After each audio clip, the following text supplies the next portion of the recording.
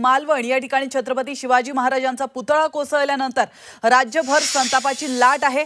तर साताऱ्याच्या माणचे महेश करचे या युवकाने महाराज आमची चूक झाली असं म्हणत 3 किलोमीटर नाक घासत आंदोलन केलंय। तर कराडच्या छत्रपती शिवाजी महाराज पुतळ्याबाबत ते यशवंतराव चव्हाण यांच्या समाधीस्थळापर्यंत करचेने नाक घासलाय।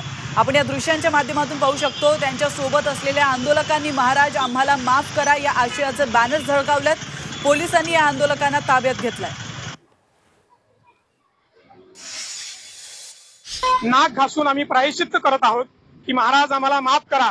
तुमच्या जी विचारांची उंची आहे, तुमच्या नेतृत्वाची कर्तृत्वाची जी उंची आहे ती उंची आम्ही समजू शकलो नाही, तुम्हाला आम्ही समजू शकलो नाही, त्यामुळे आम्हाला माफ करा। तुम्ही आमच्यासाठी स्वराज्य निर्माण केलं, परंतु तुमचा एक पुतळा आम्ही साधा नीटपणे उभा करू शकत नाही, म्हणून आम्हाला माफ करा।